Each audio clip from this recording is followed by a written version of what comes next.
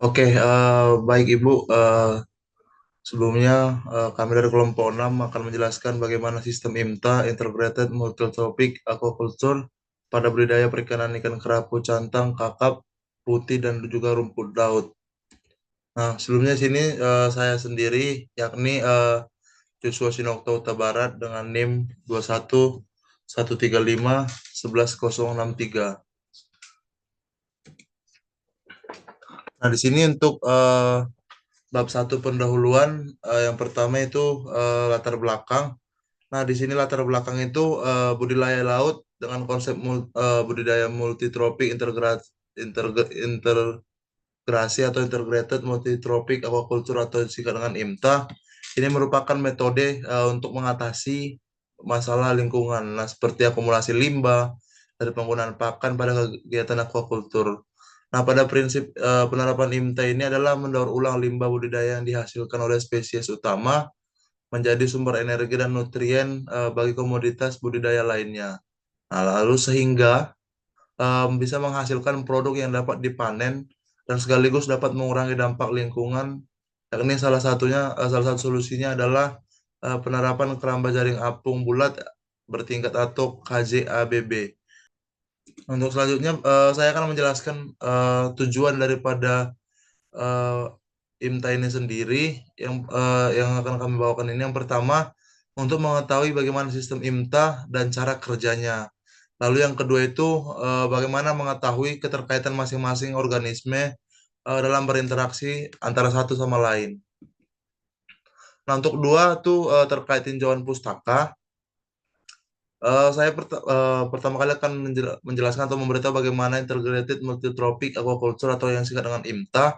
Nah, di sini IMTA ini adalah budidaya laut yang berbasis integrated multitrophic aquaculture yang merupakan opsi yang sejalan dengan konsep pelestarian lingkungan, performa pertumbuhan spesies budidaya melalui IMTA, menunjukkan juga bagaimana hasil yang baik terutama spesies penyerap bahan organik.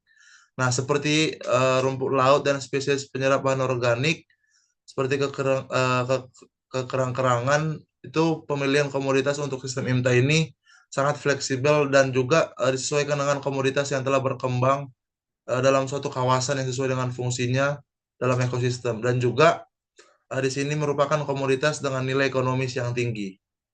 Nah, untuk selanjutnya ini KJABB atau keramba jaring apung bulat bertingkat yang disebut dengan KJABB. Ini merupakan usaha budidaya ikan dengan intensif, merupakan salah satu cara untuk meningkatkan produksi ikan baik dilakukan secara monokultur maupun polikultur. Seiring dengan semakin sempitnya area budidaya perairan, itu di darat ataupun sistem tambak, dan potensi munculnya berbagai permasalahan lingkungan serta juga ancaman terhadap banjir, maka aplikasi keramba jaring apung bertingkat ini merupakan salah satu eh, bisa di- bisa dikatakan solusi untuk menuju praktek budidaya produktif yang berkelanjutan nantinya. Nah, untuk morfologi organisme, sini ada tiga organisme. Yang pertama ikan kerapu cantang, yang kedua ada rumput laut, dan yang ketiga ada ikan kakap putih. Nah, pertama sekali saya akan memberitahu bagaimana ikan kerapu cantang. Nah, kerapu cantang ini merupakan salah satu spesies hybrid, yaitu spesies yang dihasilkan dari persilangan Evuscotatus betina dengan Elenchanthalus eh, yang berjenis kelamin jantan. Nah, morfologinya ini morfologi sirip bercorak, lalu sirip punggung melebar ke belakang, lalu bentuk ekornya ini membulat, itu bentuk mulutnya melebar dan juga superior, serta panjang tubuhnya ini kira-kira mencapai kurang lebih 48 cm.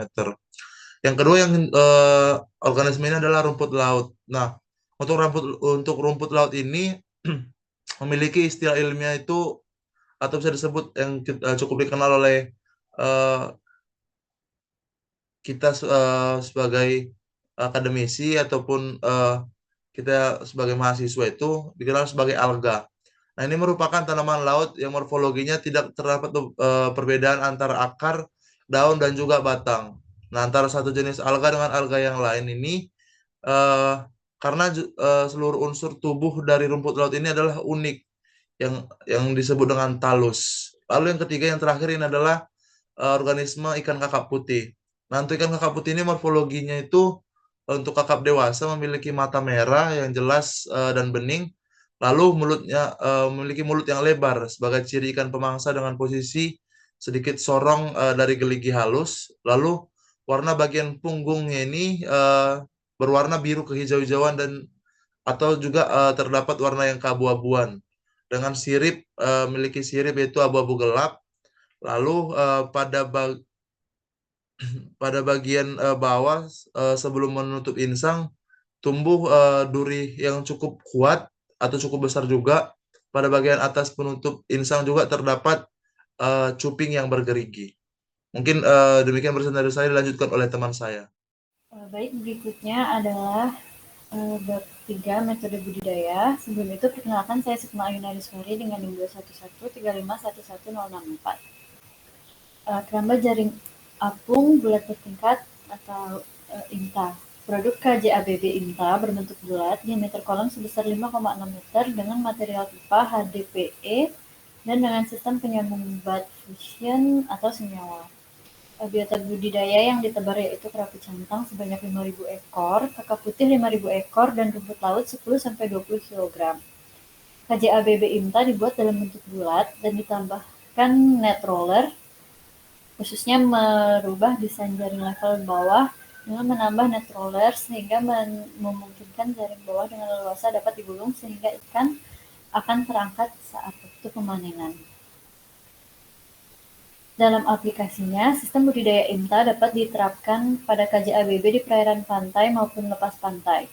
Ini adalah solusi tepat menuju praktik budidaya produktif dan berkelanjutan karena memungkinkan pembudidaya dapat beberapa produk budidaya pada area yang sama tanpa menambah luasan area budidaya. Kegiatan yang akan dijalankan setelah pemasangan alat dan penebaran kultifan adalah biomonitoring untuk melihat perkembangan dan kendala. Biomonitoring perlu dilakukan secara periodik guna memantau wilayah sekitar keramba. Nah, pada gambar adalah rancangan KJABB IMTA yang akan kami lakukan. Sekian yang dapat saya sampaikan. Untuk materi berikutnya akan dilanjutkan oleh rekan saya. Terima kasih. Mohon izin melanjutkan presentasi. Di bab 4 itu ada pembahasan di mana pengambilan sampel pada bulan dan tahun pertama dengan aktivitas tutupan karang pada kedalaman 5-10 meter di bawah keramba jaring apung, yang dimana pengambilan contoh sampel sedimen, karang, serta sampel air yang mungkin telah terpengaruh aktivitas budidaya setempat. Selain itu juga diambil sampel makrobentos dan sedimen untuk mengetahui tingkat gangguan lingkungan di sekitar area budidaya.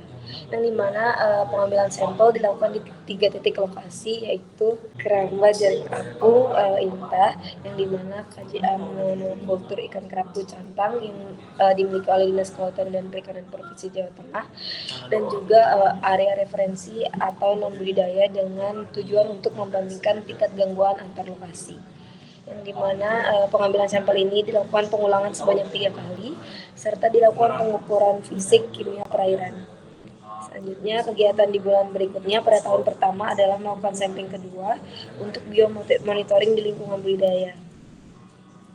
Selain itu juga dilakukan pengukuran tingkat pertumbuhan biota budidaya, yang dimana untuk memantau pertumbuhan biota budidayanya dengan menghitung tingkat survival rate dan perhitungan food rate bagi kebutuhan pakan ikan, kerapu, cantang, dan juga kakap putih. Selama pemeliharaan berlangsung, kualitas perairan makrobentos dan juga sedimen masih dalam kondisi yang baik. Namun untuk biota yang dibudidayakan, terutama kerapu cantang dan juga kakap putih, pertumbuhannya kurang begitu menggembirakan karena kemungkinan tingkat konsumsi pakan berupa pelet dan ikan ruca yang diberikan masih rendah. Selain daripada itu, ada beberapa ekor ikan kerapu cantang dan juga kakap putih yang mati dikarenakan 2 hal, yaitu kualitas bibit ikan kerapu cantang dan juga kakap putih yang ditebar kurang bagus, dan juga terdapat luka pada bagian ikan yang diakibatkan karena simpul jaring sehingga terinfeksi dan juga mengalami kematian. Nah, saya lanjut ke dalam bab kesimpulan, di mana adapun kesimpulan yang didapat dari penulisan makalah ini adalah desain keramba telah dapat dibuat sesuai dengan peruntukannya dan juga telah mempertimbangkan karakteristik hidrografi kawasan. ketahanan keramba dan efisiensi biaya, dan juga aplikasi keramba terintegrasi teknik biomonitoring didesain untuk meningkatkan produktivitas perikanan budidaya dengan tetap memperhatikan daya dukung atau kering kapasitas lingkungan. Terima kasih.